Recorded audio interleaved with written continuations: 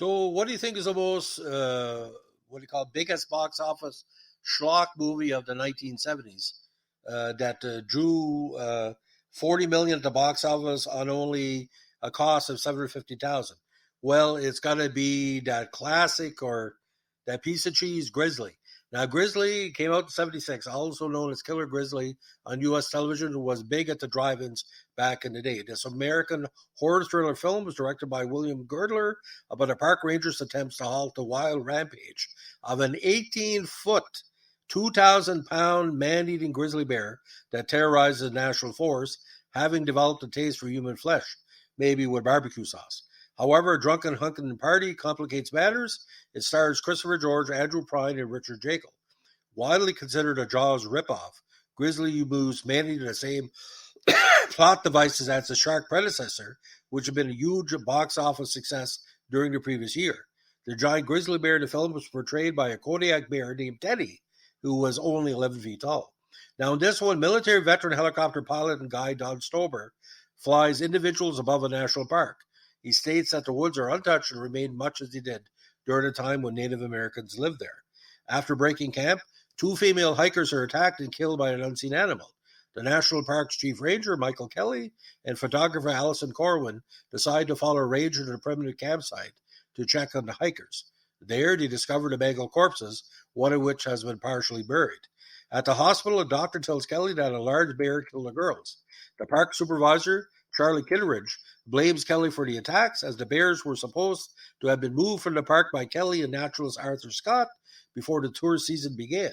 Kelly and Kittredge argue over closing the park before deciding to move all hikers off the park's mountain while allowing campers to remain in the lowlands. Kelly calls Scott and informs them of the bear attack. Now, during the search of the mountain, a female ranger stops for a break at a waterfall. Unaware that the bear is lurking nearby, she is killed while showering in the falls.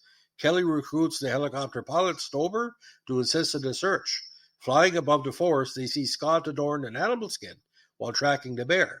Telling them all of the bears are accounted for and the specific bear is unknown to the forest, Scout informs them that the animal they're looking for is a prehistoric species of grizzly bear, a fictional Pleistocene epoch Arctodus ursus horribilis that stands about 15 feet and weighs 2,000 to 3,000 pounds, much bigger and heavier than a regular one, and is hyper-carnivorous. Kelly and Stover scoff at the notion. At the busy lowland campground, the grizzly kills another woman. And this is where the fun begins. Now, Kelly once again insists on closing the park, but Kitteridge still refuses. The attacks are becoming a national news story, and to counteract this, Kitteridge allows amateur hunters into the forest. Kelly, Stober, and Scott are disgusted by this development. Later, a lone hunter is chased by the grizzly, but manages to escape by jumping into the river and floating to safety. Later that night, 3 hunters find a bear cub. Believing it's the cub of the killer grizzly, they use it as bait for its mother. However, the grizzly finds and eats the cub without the hunters even noticing. Scott concludes that the grizzly is a male, and only male bears are cannibalistic. Kelly assigns fellow ranger Tom at a fire lookout tower in the mountain. However, the grizzly tears down the tower and kills Tom the next day. Kelly and Kitteridge get in a heated argument over Kitteridge's political ego. Now, on the outskirts of the national park, our mother and her young child are attacked by the grizzly. The mother is killed while the child survives, albeit severely mutilated. Stunned by this development, Kitteridge finally allows Kelly to close down the park and ban all the hunters. This is where the $750,000 invested comes into the next few scenes. Now, Stober and Kelly now go after the elusive grizzly alone, setting up a trap by hanging a deer carcass from a tree. The scheme fails as the grizzly takes the bait without getting caught. The next day, Scott, tracking on horseback, finds the remains of the deer carcass and calls Stober and Kelly on the radio. He plans to drag the deer carcass behind his horse and create a trap by leading the grizzly towards them. However, the grizzly ambushes Scott, killing his horse and knocking Scott unconscious. He awakens a short time later to find himself half buried in the ground. Just as he finishes digging himself out, the grizzly returns and kills him. Now, Kelly and Stober discover Scott's mutilated body and, in despair, return to the helicopter to track the grizzly from the air, which he should have done in the first place, ladies and gentlemen.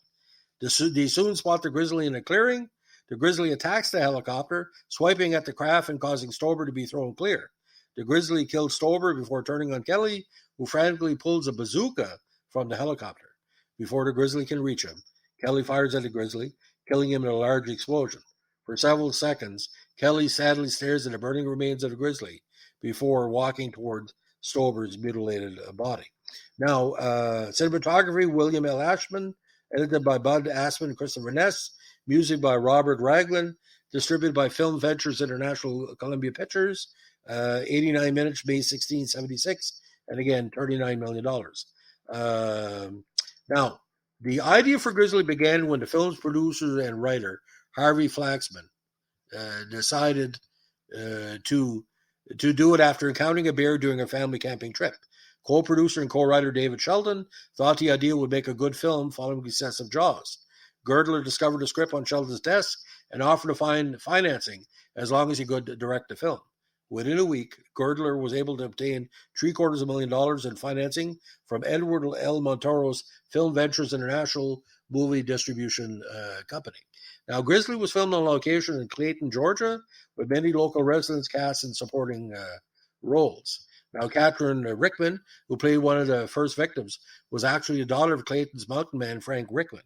Though unintentional, the casting of George, Prine, and Jackal marked the second time these trio of actors starred together in the same film. They had previously played supporting roles in A Western Chisholm, which is covered on our channel here, starring John Wayne. A Kodiak bear nicknamed Teddy performed as the killer grizzly bear. Teddy was 11 feet tall and was the largest bear in captivity at that time. The bear was rented from the Olympic Game Ranch in Sequim, Washington, where he was kept behind an electric fence. The crew was protected from the bear by a piece of green string running through the shooting locations and a ticking kitchen timer. This resembled to the bear an electric fence. Actors and crew members were instructed to always stay on the camera side of the string. The bear did not actually roar, so it was tricked into making the motions of roaring by throwing several marshmallows in his mouth and then holding a final marshmallow in front of his face, but not throwing it. The bear was stretched for it, and the sound was artificially produced. Like I said, it's $750,000. Now, the original artwork for Grizzly film poster was created by popular comic book artist Neil Adams. A movie tie-in novelization by Will Collins, which was a pseudonym of Edwin Corley, was published in 1976 by Pyramid Books and accompanied the film's release. Now, critical reception for Grizzly in 1976 was extremely negative, with most critics criticizing the film for being too similar to Jaws. Now, Vincent Canby, again from the New York Times, criticized the film's poor plotting, cinematography, and editing. He wrote, Grizzly, which opened yesterday at a Revolvi and other theaters, is such a blatant imitation of Jaws that one has to admire the depth of the flattery it represents, though not the lack of talent involved. Donald Guarasco from AllMovie gave the film a negative review, criticizing the film's script, cheap gore, and overuse of cliches, and saying, this energetic but clumsy horror effort is too contrived and poorly realized to be worthwhile for most viewers. Film critic Leonard Maltin awarded the film 2 out of 4 stars, calling it an okay ripoff of Jaws. Now, despite the negative reviews, Grizzly was the top-grossing independent film of 1976, earning nearly $38 million worldwide, and held a record until Halloween was released 2 years later in 1978. The film's executive producer, Edward L. Montoro, president of Film Ventures International, distributed the film in the U.S. and Canada and sold the worldwide distribution rights to Columbia for $1.5 million. Montoro later tried to keep the profits for himself instead of paying director William Girdler and producers writers David Sheldon and Harvey Flaxman. The trio sued Montoro, and he was eventually ordered by the LA County Superior Court to pay Girdler, Sheldon, and Flaxman to share the profits from the distribution of the movie. Now, the original musical score by Robert O. Raglan has since been largely well received. Raglan commissioned the National Philharmonic Orchestra for the film's theme. The original soundtrack was finally released on CD and MP3 in September 2018. Now, on the film review website Rotten Tomatoes, the film has a 44% rating based on 9 reviews, average rating of 4.6 out of 10. Now, it was released on VHS by Anchor Bay, and it was also released on Laserdisc in 1984 by RCA Columbia Pictures Home Video, but only in Japan. The DVD of Grizzly was first released in 1998 by Shriek Show, and it was re-released on DVD by Scorpion, releasing on August 5, 2014. Scorpion Releasing issued a limited edition Blu-ray in September 2015, exclusively through Screen Archives Entertainment. Now, on April 21st, 2017, Riff Tracks released a video on demand of the film with commentary by Michael J. Nelson, Kevin Murphy, and Bill Corbett. In 2021, it was released region-free on DVD and Blu-ray by Severin Films. Now, Grizzly 2, The Revenge was a sequel. It was filmed in Hungary in 1983. It was directed by Andre Sotz from a screenplay by David Sheldon and his wife Joan McCall, with Suzanne C. Nega as executive producer. The film about a giant female grizzly bear who seeks revenge after her cub is killed by poachers features Steve Inwood, Louise Fletcher, John Rhys Davids, Deborah Raffin, and Deborah Foreman, with special appearances by, get this, George Clooney, Laura Dern, Charlie Sheen, and Timothy Spall. The film remained officially unreleased until 2020, subsequently being shown at various film festivals. Prior to its official release, a bootleg version of the footage shot for the film, not always coherent at times, circulated on VHS and DVD over the years, and it was released on DVD and Blu-ray through Video on Demand and Home Video in January 2021. So, ladies and gentlemen, all I can say is that $750,000 paid $38 million, and where the boss said, it didn't make any money. Yeah, it made a lot of money. So, ladies and gentlemen, if you like what we're doing here with our Vintage Horror Podcast, let us know with a like, comment, subscribe, or share, or super chat. And don't forget, if you see an 18-foot grizzly inside your house, just give him what he wants. Have a good day. Bye.